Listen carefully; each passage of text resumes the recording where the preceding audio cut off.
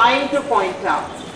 And the reason I'm hopeful is that even in the last 5 years, I have seen a significant growth in college students coming out of college and actually saying, we need to find a meaning in this.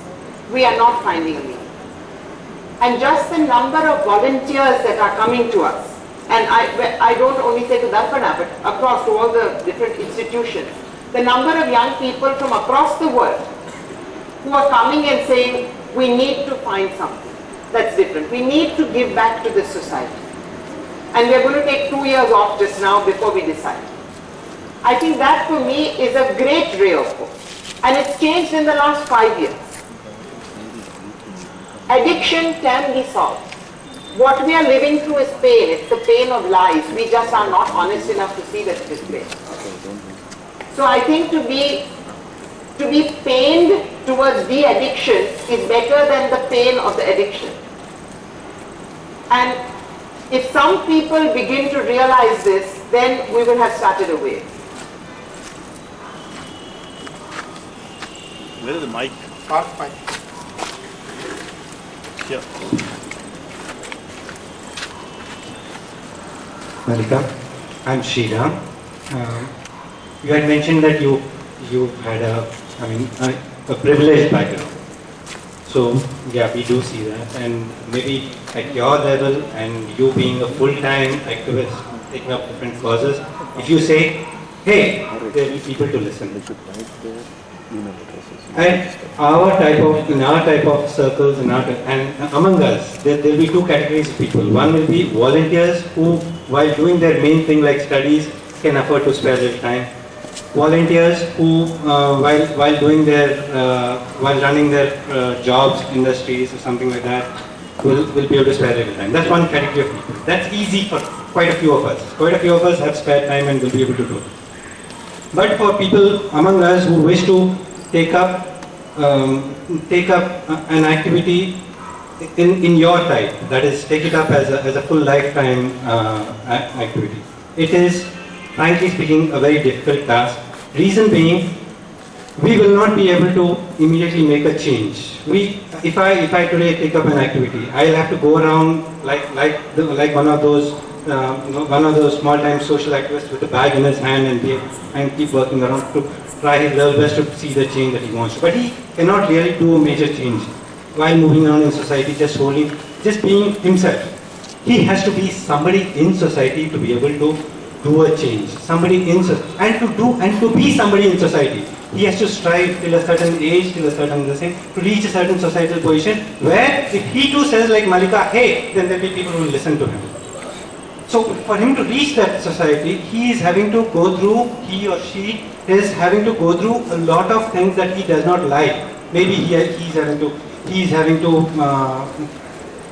outsmart another person. Maybe he's having to work towards reaching that level by maybe in some cases corruption. And these are things that we are all experiencing just to reach a certain level where we too can be able to say, hey, and then people will listen to us. Today nobody listens to us. That's the problem. I look forward to you and your opinions. So first I have 2 or 3 different things to say. One is, nobody wants you to become a social activist. All I'm saying is we need to become humane beings rather than human beings. Because human beings today defy all description of humaneness. So nobody wants you to go around with a Jhola, and the Jhola wala NGO idea is out. Because NGO activists also want to live decent lives, so we live decent lives. That's number one. Second is, you don't need to have people listen to you in order to be able to do something. There are dozens, hundreds of young people sitting in slums, sitting in villages, affecting the life of 500 people. I will give you one of my favorite examples. This example again comes from Bihar. How many of you have heard about something called Super 30? Super 30. You have 2 people. Okay.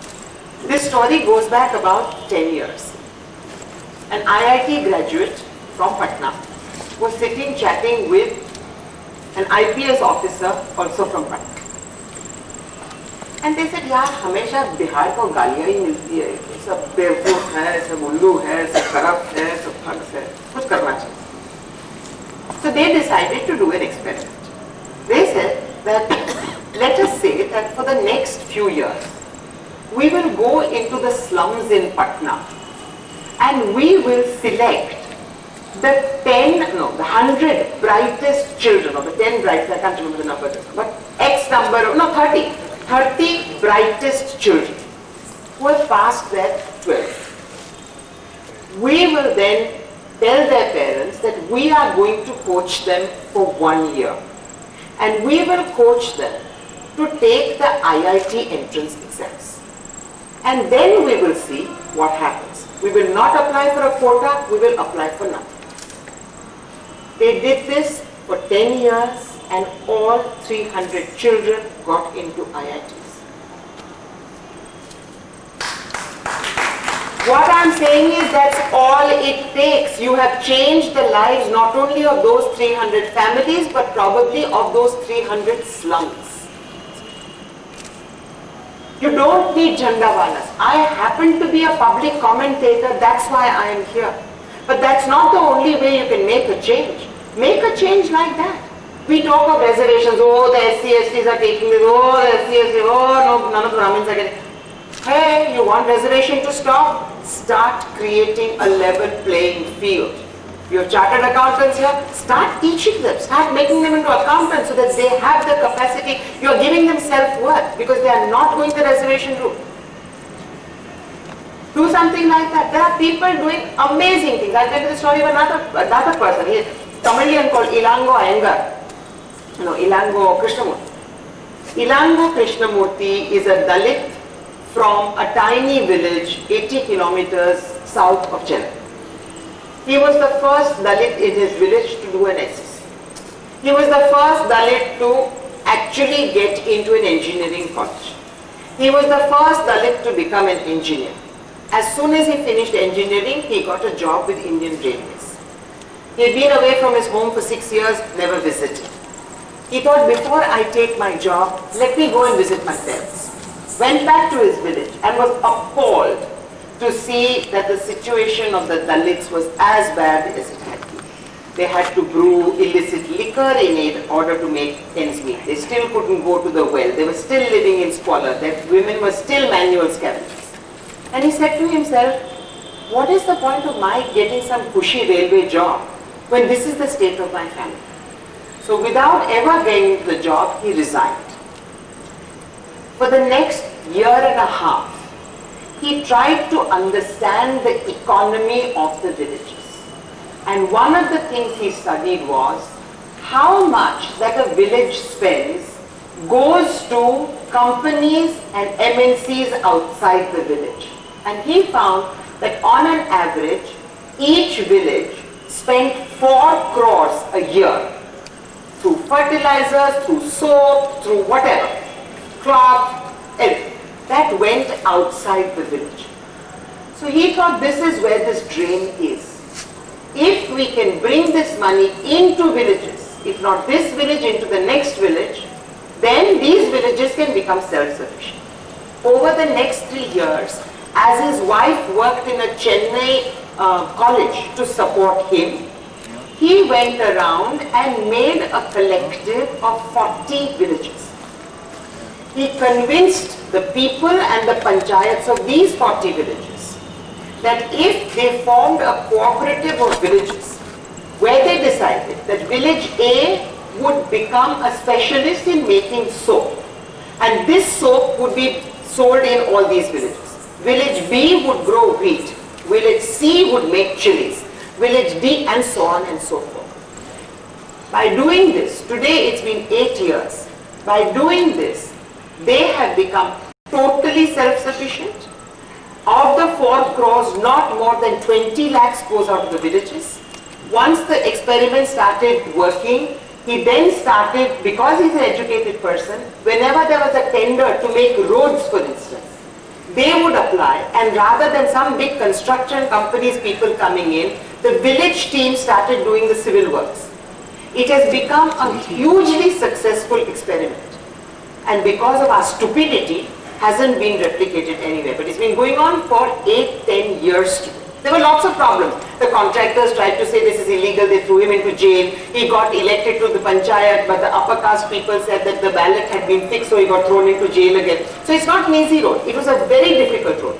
But the point is today, here is this completely different, completely Gandhian model. And today, none of the youth are going out of the villages into Chennai and into Madurai and so on, because there is so much work in the village. Now here is another experiment. Most people haven't heard of it. He doesn't go out in public. I'm making a film on him. When I phoned him, I said, Ilango, has anybody made a film on you? So he said, yes, Dutch television and Norwegian television. So I said, how difficult. So I said, Doordarshan hasn't done anything? No. None of the other channels? No. I said, can I come and make a film on you? Can I come and actually see this? He was so surprised that somebody in India was actually interested. But there are so many pockets like this in this country where amazing work is being done.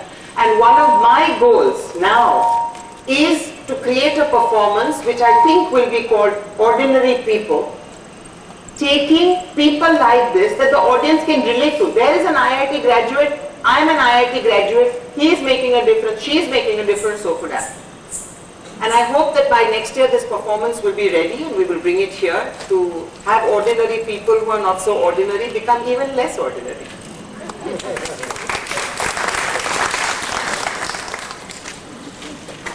There's one right next to you. Yeah.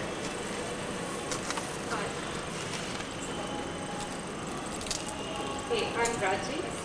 It's working. I have this question. What are the initiatives you have taken to take art to the underprivileged children? Oh, we do lots of things. We run huge Arts for Change projects in the slums. We, for instance, for 10 years in the Ahmedabad Municipal Schools, we ran a project called Jagruti, which was to try and make these children, in municipal schools, it's mostly slum children who come. Because even if they have 100 rupees extra, they'll change them into a better school. We ran a project which was trying to get these kids to become environmental activists, to actually make a difference, because they are the ones who live in the slums, they are the ones whose mothers have to line up for 4 hours for water, they are the ones who get all the smoke, they are the ones who have the chulas, they are the ones who, and it was a hugely successful project. So that was one. We then ran a 3-year project called Vidya. We created a bus which opens up into a stage, and Vidya was a thing about girl children, female feticide and girls literacy. And the activists were all selected from the slums that we were working in. We brought them in, we trained them for 3 months on how to act, how to become activists. And then they go back into each village and start through a performance, a whole dialogue by tying up with a local NGO. So for instance, the performance would start a way of thinking, it would start a discussion, but then the NGO would step in and do the actual groundwork of setting up a literacy class or setting up a health unit or whatever.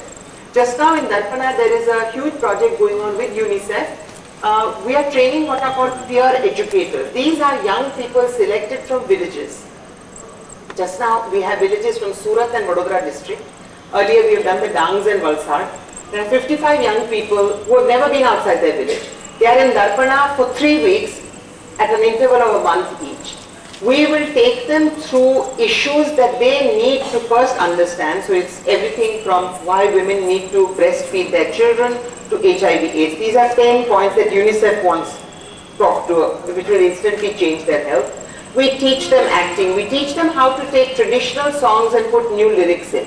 Like for instance, in every part of India, when a pregnant woman gets to the 7th month, there is a ceremony.